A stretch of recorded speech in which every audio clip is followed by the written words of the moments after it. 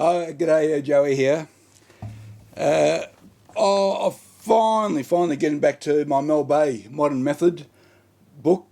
guitar method, grade 3.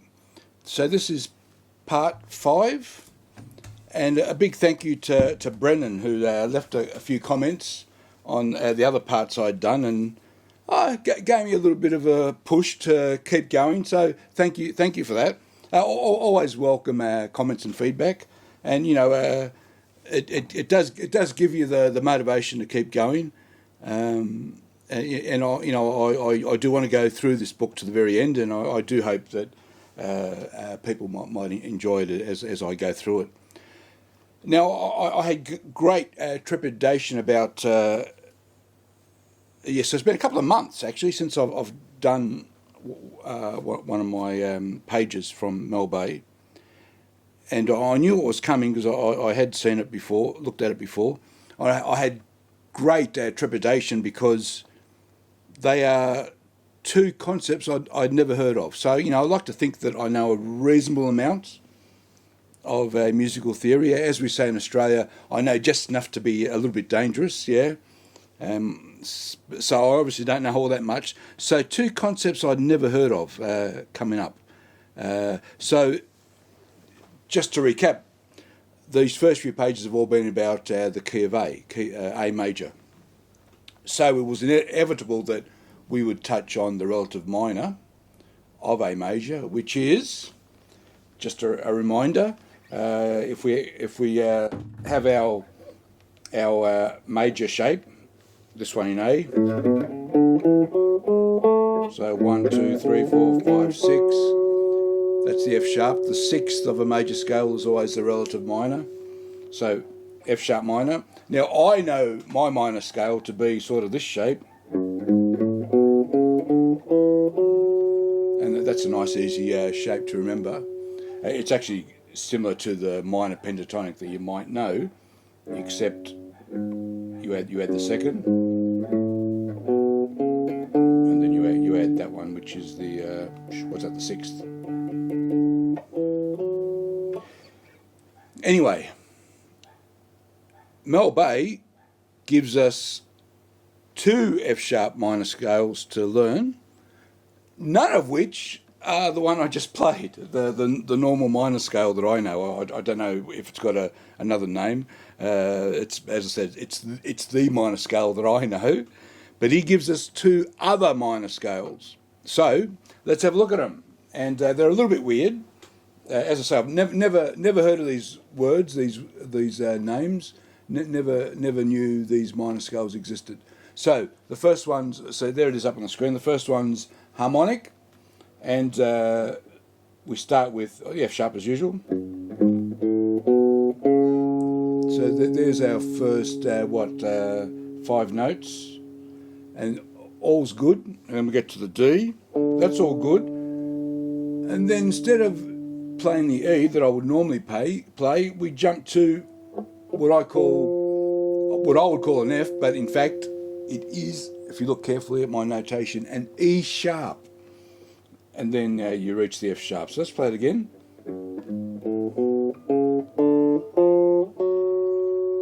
An E sharp. Now I know you can sharpen those sorts of notes that you normally don't see sharpened. But yeah, an E sharp. So that's sort of the first weird thing we're going to come across. And we'll keep going. So there's our E sharp again.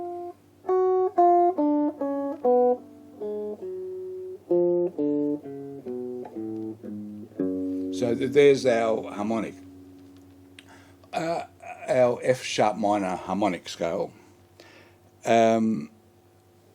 Interestingly, just to change subject slightly, it did remind me of in our acoustic group. We do a song, an old '60s song, Waterloo Sunset. You'd be familiar with it. And there is a section of the song where you have an F sharp minor, and then you go to an F sharp minor, add the major seventh. And so there's our, if you like, our E sharp again. So that's a chord shape that I'd never ever come across until I learnt that song. And just learning this scale reminded me of this particular chord that arguably you could say is using the F sharp minor harmonic to get that chord, this unusual chord. Okay, the next one is the F sharp minor melodic. F sharp minor melodic. Let's have a look at it. It's up on the screen. Start with F sharp again. There's our first 5 notes. That's normal. But then we sharpen the D note. Yeah? And sharpen the E as well. We have.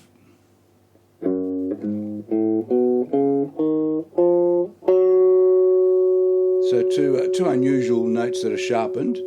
Unusual in the sense of what you'd normally play in an F sharp minor scale, the normal scale.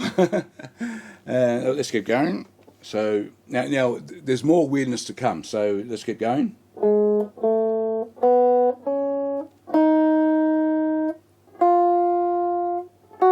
We've reached the F sharp, the high F sharp there, but on the way back down, all of a sudden you ignore those 2 notes you sharpened and play them as if it was a normal F sharp minor scale.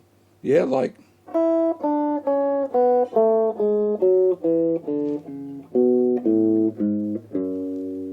So you do it one way going up the scale, you do it, and then you drop those notes coming back down the scale. I mean, it's a little bit strange. So I've never come across that concept before. Is it a jazz thing? It might be. I'm not sure. If there are any music experts out there, please leave a note, and if you can explain this weirdness to us mere mortals, please do that. So there's our 2 strange F sharp minor scales. Then he goes on to show us the chords in the key of F sharp minor. So he shows us 3 chords, and they're the 1st, the 4th, and the 5th. So we have an F sharp minor, of course, but with an A bass. He actually, you see it up on the screen. So he actually shows this. He just calls it a straight F sharp minor. We have a B minor, but he does it over an F sharp bass. Once again, he's just calling that a B minor. And then finally we have a C sharp 7. So you don't play the top and bottom strings, and that's very reminiscent of your C7. And going half a step up, and you just don't play the top string. So there's our 3 chords in the key of F sharp minor.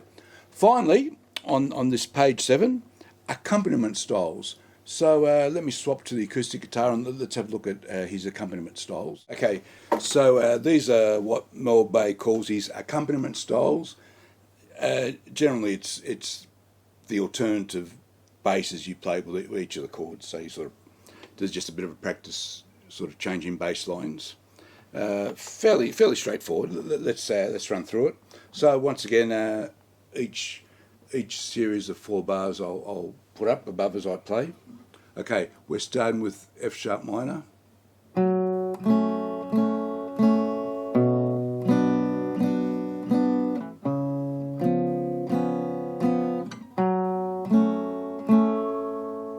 And then these next 4 we have an alternative bass line happening.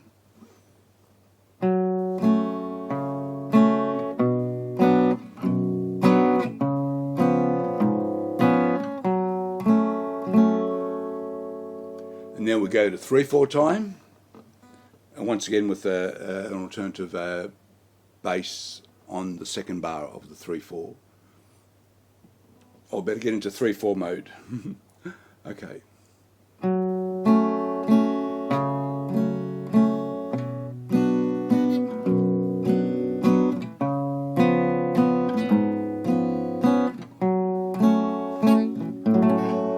And then he ends, which I failed to do then, he ends with an A bass on that F sharp minor. Okay, that's our accompaniment styles. Okay, hope you enjoyed that. That's Mel Bay part 5. Hopefully I'll do part 6 a lot quicker than I managed to do this one. I'll try and aim for once every couple of weeks. Okay, thanks for watching. Bye-bye.